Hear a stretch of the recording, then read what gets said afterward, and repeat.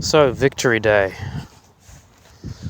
The big question that many war observers are asking is, will the Ukrainians possibly attack Russia's Victory Day May 9th parade?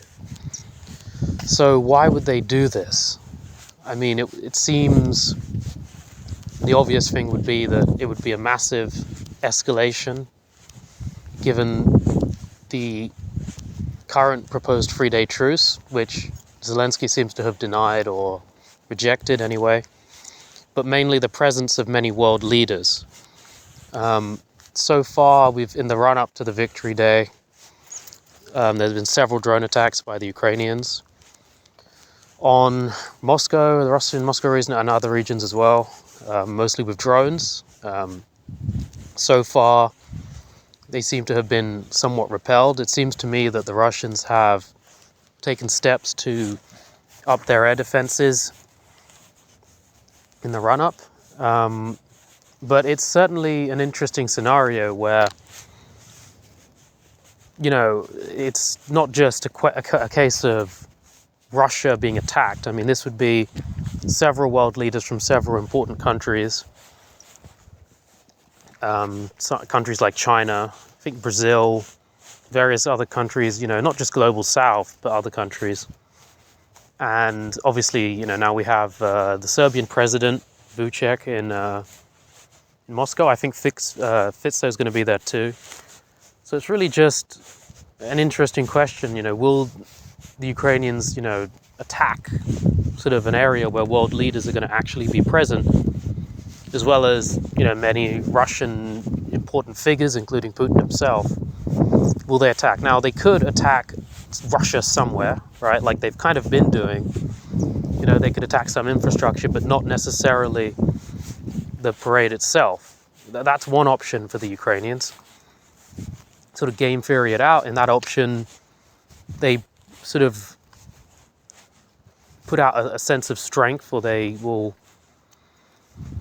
show a kind of strength, but not necessarily in a way that, and sort of show, look, Russia's defenses can't hold up, whatever, but not necessarily directly threaten world leaders, and may not be seen as bad. I mean, you could make the argument that with all of these attacks during the time where world leaders are arriving, they've already caused a certain amount of stress and, which is what they want to do, which is, in some ways their right to do, I suppose. I mean, in their war where they're defending their territory in fairness,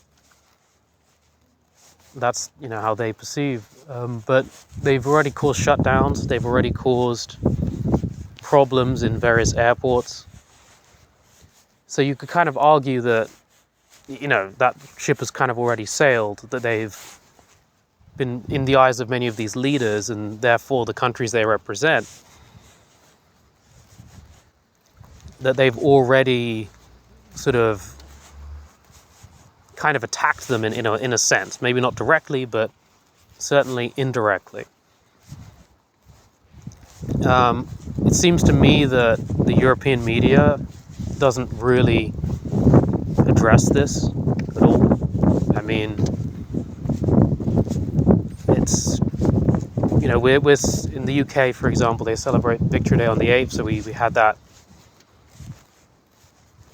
today, and it was, fairly normal. There was a small squad, it seemed, of Ukrainians that were in the parade, and, but it seems that, the idea that it could be a direct threat to world leaders isn't really being taken too seriously. Now, not only drones would be one vector of attack. I mean, potentially the Ukrainians have shown in the past that they have the ability to, in some form, get closer with, whether it's with agents planting things like bombs or seemingly drones as well. The Ukrainians are also good at kind of convincing people to take action with the promise of payment through the internet. So it's kind of a cyber version of this, and that's mostly in the form of setting fires and things like that. So my kind of thoughts and predictions would be probably that I would be surprised if nothing happened. I mean, things have kind of already happened. I have, I've not quite looked into this, but I've seen a small report that the Russian internet has been kind of shut down or something like that. So potentially to try and stop the Ukrainians from convincing locals to take action or something like that, possibly. But, really the point of this video is just to, I guess, put something out there so that people are aware of what could happen.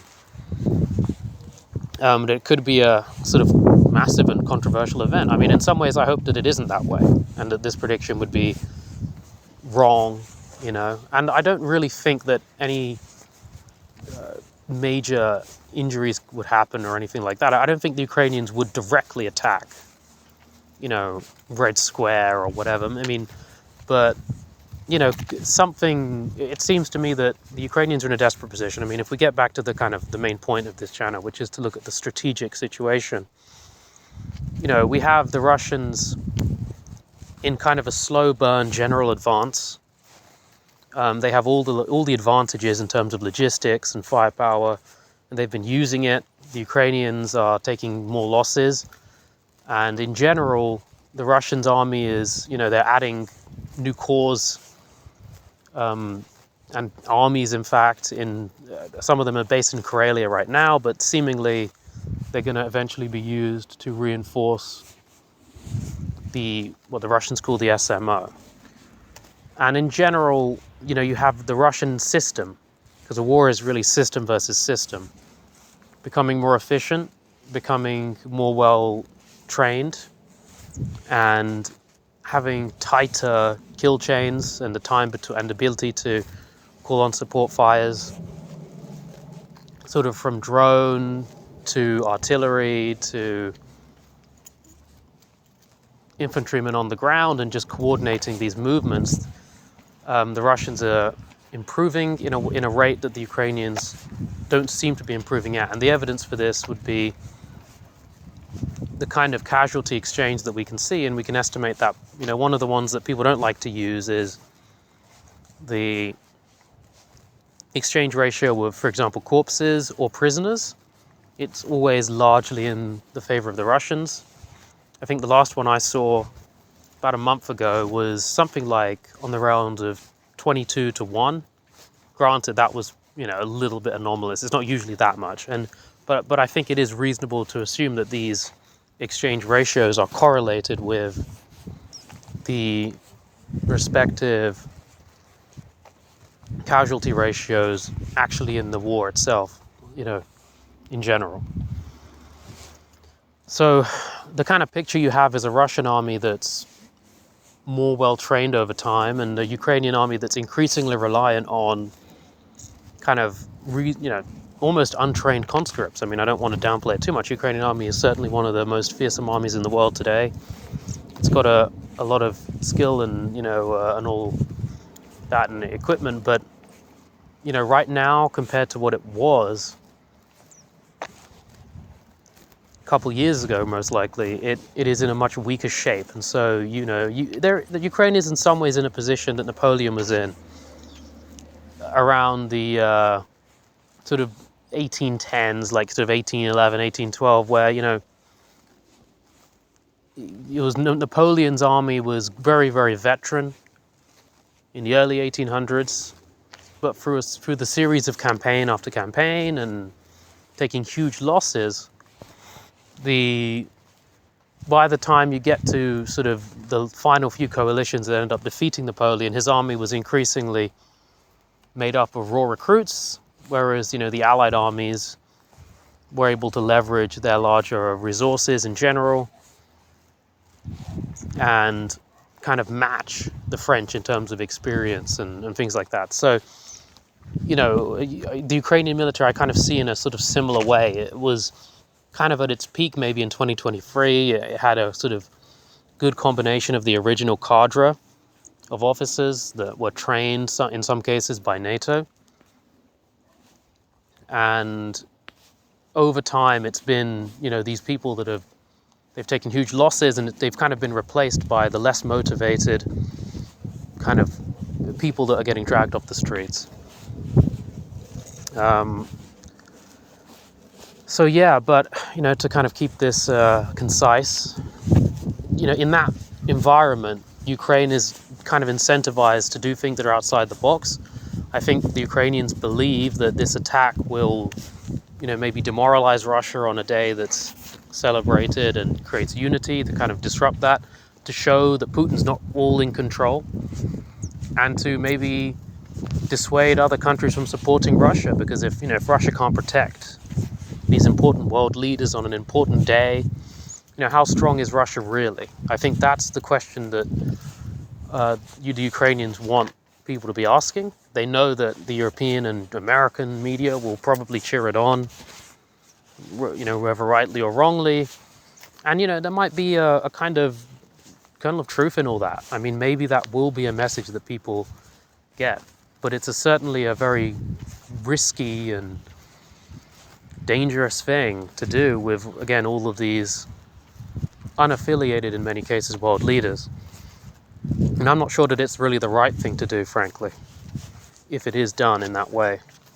It certainly doesn't seem like the honorable thing to do, to mount this kind of an attack on a day that's supposed to remember the joint effort of a lot of peoples in Europe, including both Russians and Ukrainians, of the historic victory in the Second World War. But I think that the Ukrainians, and Zelensky in particular, and I think that this would be a Zelensky kind of initiative, if you will. I think they're in a position where they're desperate enough, and in some ways crazy enough at this point, no disrespect, to actually do it. And so I think that the Russians are going to, they're going to have to take responsibility to take care of these world leaders, to do everything they could and they can to kind of stop any potential disaster.